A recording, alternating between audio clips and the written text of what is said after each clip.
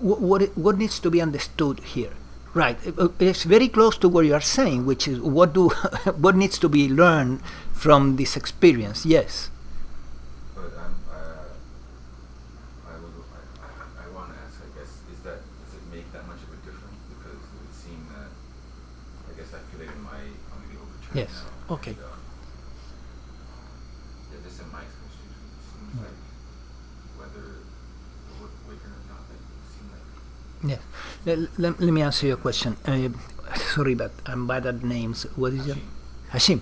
Hashim is asking an interesting question. He's saying, well, some people, they wake up and still they may experience serious depressions, and they may be long-lasting and so on. Okay? So, so what about that? Well, It like that's just, it might be just wording. Is it? Yeah, that doesn't make a difference. Right. Then, okay. See, depression is an interesting negative emotion. It's manifested as two ways. One is sadness, and the other one is lack of motivation, right? So the question, what needs to be understood here, may lead to the root of the depression and bring about an answer on why the sadness is there, or why there is no motivation, why motivation has been lost. So is it possible for an insight to do that? Yes, it is possible. Is it possible for insights to remove the negative thinking that is creating the depression? Yes, it is possible. In fact, in cognitive psychology, depression is considered the result of negative thinking patterns that are automatic, meaning that they are kind of subconscious, so there is no clear understanding of them. So when you ask this question, what needs to be understood here, you may have an insight into certain type of thoughts that you are experiencing there that are not really conscious yet, and you may see them.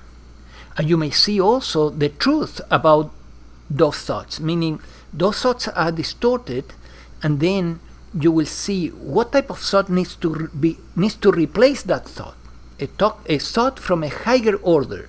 Yeah, that's why in cognitive psychology you work with this principle. You work at talking back to the negative thoughts with thoughts that are of a higher order. Now, there is also a possibility, and I have worked on this field for quite a long time, that the depression may be coming because of biochemical issues, and then will not respond to psychological issues. So the question, what needs to be understood here, may bring you a trivial answer, like, for example, and it may be out of the blue and you don't expect that answer, but you need to eat more protein, right? And say, what does it mean? What protein has to do with depression? But when you look at the chemistry of the brain, you realize that amino acids come from protein, and we need to eat 60 grams of protein per day, right? And if we're not eating our 60 grams of protein per day, we're creating a deficiency. At least for a man, we're creating a deficiency every day.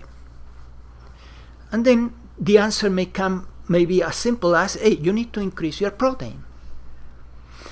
Now, if that answer doesn't come, immediately, maybe if your question was sincere, you may suddenly be looking the day after or 3 days later, you may be looking at a YouTube, and suddenly, or a documentary, suddenly there is information about the neurotransmitters and the ingestion of protein. And then you may make the connection, and your question was answered 3 days later in the proper way. Does it answer your question? So the way you phrase the question without using the word I, that makes a big difference? It is especially valuable to do not use the I statement after awakening. Before awakening, we are constantly into I and me and mine, so it will be just one more. Yeah, but after awakening, we try to avoid this obsession with the I and me and mine to stop the contractions into that thinking, and then using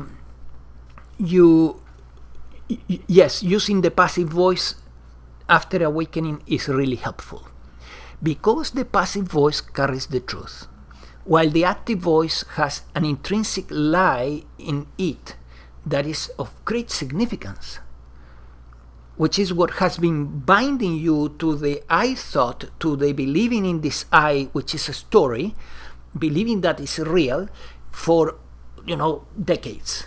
Decades of repeating the I and my and mine in the head, and also in our talking, and also in what we hear from others. So we want to, as much as humanly possible, to stay away from the I, me, and mine. And learn to have a different dialogue in our head. I recommend to learn to have a different dialogue in your head.